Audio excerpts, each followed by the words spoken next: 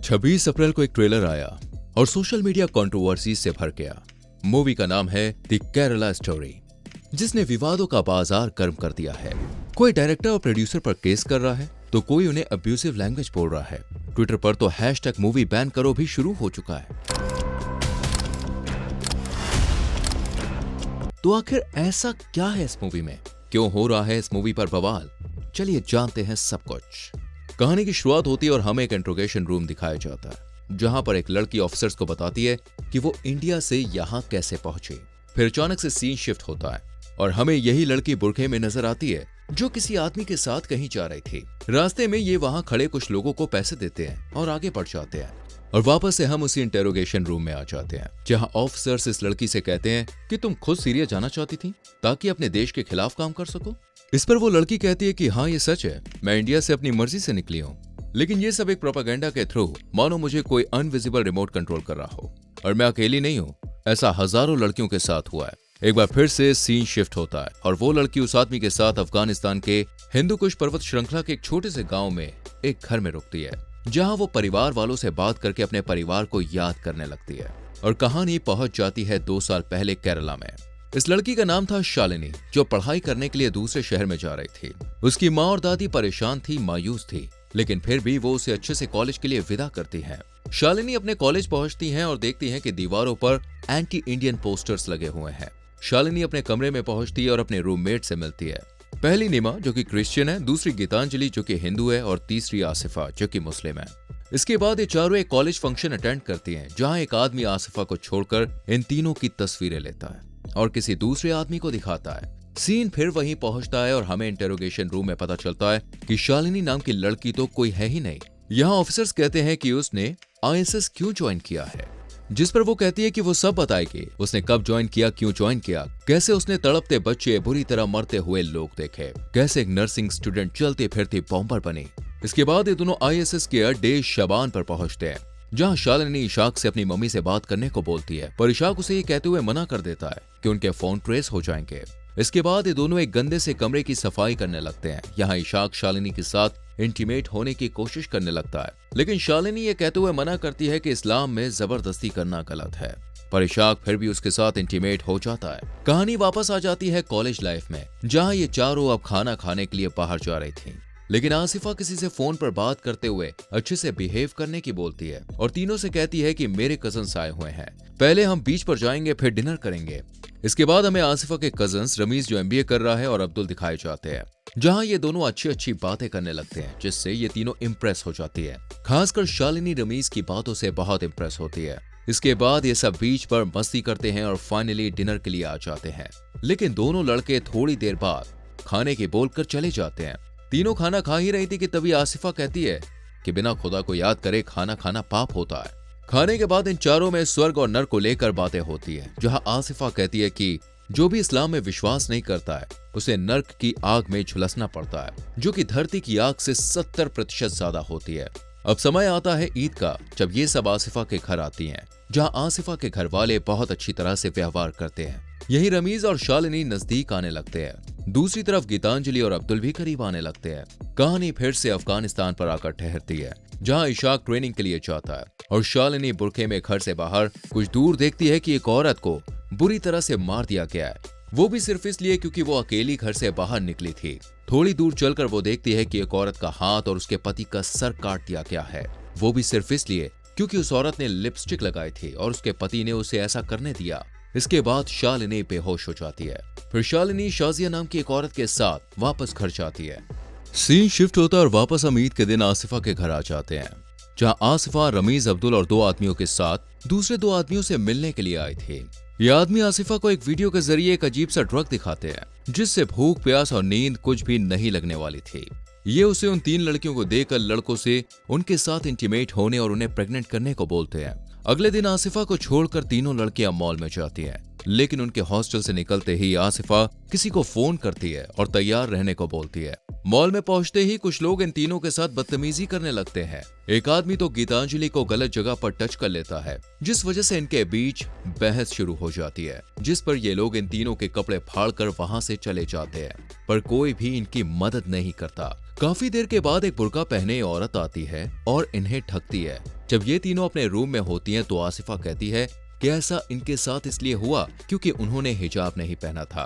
अगर वो हिजाब पहनती तो उनके साथ ऐसा कुछ भी नहीं होता। इसके बाद शालिनी और गीतांजलि रमीज के घर जाती है। रमीज उन्हें ड्रग दे देता है और धीरे धीरे ये दोनों हिजाब पहनना भी शुरू कर देती है। एक दिन शालिनी और रमीज के बीच इंटीमेसी को लेकर बात होती है। शालिनी कहती है कि शादी से पहले इंटीमेट ये इस्लाम के खिलाफ है। इस पर रमीज कहता है कि जब रिश्ता निभाना है तो फिर डर कैसा। और इस तरह से ये दोनों अब इंटीमेट होना भी शुरू कर देते हैं। एक दिन इन चारों में भगवान को लेकर चर्चा होती है कि कौन से भगवान सबसे बड़े हैं। इस पर शालिनी कहती है कि भगवान शिव से बड़ा कोई भी नहीं है। पर आसिफा कहती है कि जो गॉड अपनी पत्नी की मौत पर आम इंसान की तरह रोते हैं वो बड़े कैसे हुए। बाद में आसिफा भगवान राम और श्री कृष्ण के बारे में भी ऐसे ही कहती है। और जब शालिनी और गीतांजलि कुछ नहीं बोल पाती तो आसिफा उन्हें सही रास्ता दिखाने की बात कहती है।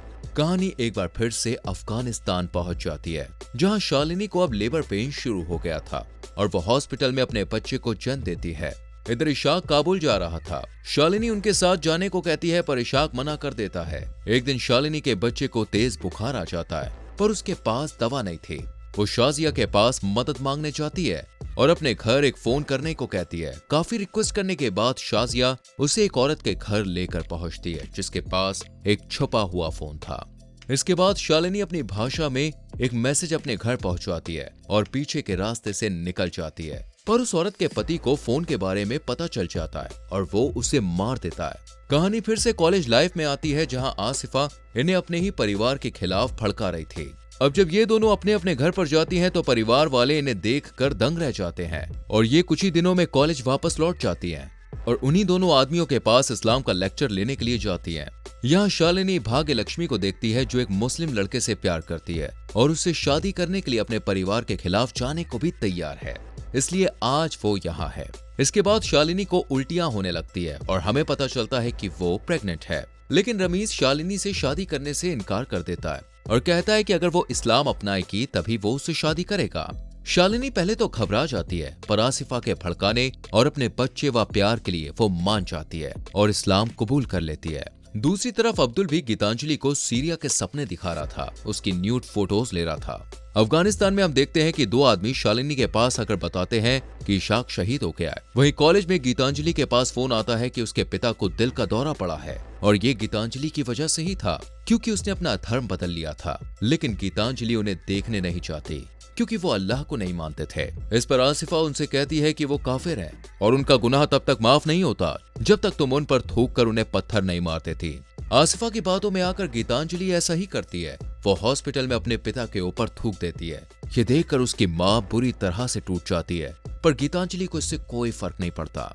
इधर शालिनी का भी रमीज से कोई कांटेक्ट नहीं हो पा रहा था। वहीं अब्दुल पर भी दबाव बनाया जा रहा था कि वो गीतांजलि को फंसाए, इसलिए अब्दुल गीतांजलि को सीरिया चलने के लिए कहता है पर गीतांजलि मना कर देती है। इस पर अब्दुल उसके फोटोज वायरल करने की धमकी भी देता है। गीतांजलि समझ जाती है कि ये सब इनकी चाल है और वो अपने घर लौट जाती है। वहीं हम शालिनी को देखते हैं जिसे एक आदमी बताता है कि रमीज अपने परिवार के साथ भाग गया है और अगर वो चाहती है कि उसकी औलाद जायज हो तो इशाक नाम के आदमी के साथ शादी कर ले। शालिनी ये नहीं करना चाहती थी लेकिन वो अपने बच्चे के लिए इशाक से शादी कर लेती है। लेकिन शालिनी की माँ उसे ढूंढते हुए आती है और शालिनी से कहती है कि वो उन्हें अपना लेगी, बस उन्हें उनकी बेटी वापस चाहिए। पर शालिनी कोई जवाब नहीं देती, जिसके बाद आसिफा शालिनी की माँ को बाहर कर देती है। इस पर शालिनी की माँ गीतांजलि को फोन करती है तो गीतांजलि बताती है कि शालिनी माँ बनने वाली है।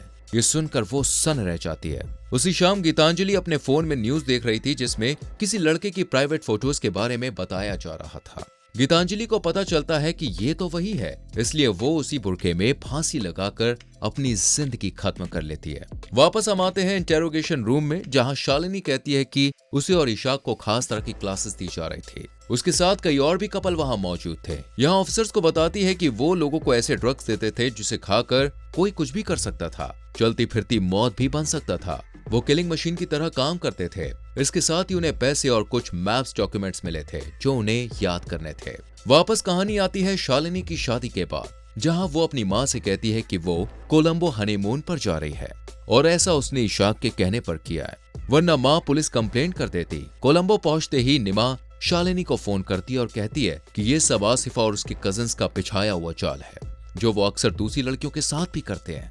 वो बताती है कि जब मैंने उस आदमी की बात नहीं मानी तो उसने मुझे ड्रग में कुछ मिलाकर पिलाया और फिर मेरे साथ जबरदस्ती की। ऐसा मेरे साथ 20 से भी ज्यादा लोग किया करते थे। शालिनी गीतांजलि की मौत की खबर सुनकर भी शांत हो जाती है और उसे वापस फोन करने को कहकर फोन काट देती है। शालिनी के अंदर अल्लाह के गुस्से का इतना डर भर दिया गया था कि अब वो कुछ करना ही नहीं चाहती थी। दूसरी तरफ निमा लव जिहाद के मामलों से पर्दा उठाने की हर मुमकिन कोशिश कर रही थी, लेकिन यहाँ पुलिस उससे सबूत मांगती है। फिर दूसरी तरफ दो लोग शालिनी से उसका बच्चा छीन कर ले जाते हैं और उसे एक कमरे में बंद कर देते हैं। यहाँ शालिनी को भाग्य लक्ष्मी मिलती है जो उसे बताती है कि यहाँ उन औरतों को लाया जाता है जिनके पति नहीं होते और हमें यह आदमी अपनी हवस का शिकार बनाते हैं। इसके बाद एक आदमी आता है और शालिनी को ले जाता है, जहाँ शालिनी के साथ कई लोग जबरदस्ती करते हैं जिससे शालिनी बुरी तरह से टूट जाती है। इसके बाद इन्हें दूसरे कमरे में ले जाया जाता है, लेकिन शालिनी को पता चल जाता है कि वो लोग इरबिक जा रहे हैं और बीच में सीरिया और तुर्की का बॉर्डर भी पड़ेगा जहां यूएस और यूएन की फोर्सेस होंगी। इसलिए शालिनी भाग्य लक्ष्मी और एक दूसरी औरत के साथ वहां से भाग जाती है। ये लोग बचते बचते दूर पहुंच जाती हैं, लेकिन वो लोग इनका पीछा करते हैं और भाग्य लक्ष्मी को गोली लगती है जिससे वो मर जाती है। कुछ दूर जाकर वो दूसरी औरत भी मर जाती है, लेकिन शालिनी किस्मत से बच जाती है। पर काफी दूर जाकर वो बेहोश हो जाती है और आखिरकार एक ड्रोन शालिनी को कैप्चर कर ही लेता है। इसके बाद इंटेरोगेशन रूम में दिखाया जाता है जहां शालिनी कहती है कि अब उसने सब बता दिया है कि अब तो उसे घर जाने दिया जाएगा। वो इंडिया जाकर इन सबको एक्सपोज भी कर देगी, पर ऑफिसर्स कहते हैं कि ऐसा नहीं हो सकता क्योंकि उसके सपोर्ट में ऑफिसर्स के पास कोई सबूत नहीं है, लेकिन वो यहाँ प्रिजन फैसिलिटीज में रह सकती है। इसके बाद वो अपनी माँ को फोन करती है और उनसे बात करते हुए कहती है कि वो वापस आने की पूरी कोशिश कर रही है और करती रहेगी। इसके बाद वो प्रिजन फैसिलिटी में जाती है और फाइनली अपना बुर्का जलते हुए देखती है क्योंकि वो शालिनी है, फातिमा नहीं, जो उसे बना दिया गया था। और इसी के साथ कहानी यहाँ पे खत्म हो जाती है। तो दोस्तों, आपके क्या विचार हैं इस कहानी पर कमेंट जरूर करें। आने वाली वीडियोस को देखने के लिए चैनल को सब्सक्राइब करके बेल आइकन प्रेस करें जिससे वीडियोस आपसे मिस ना हो। मिलते हैं अगली वीडियो में।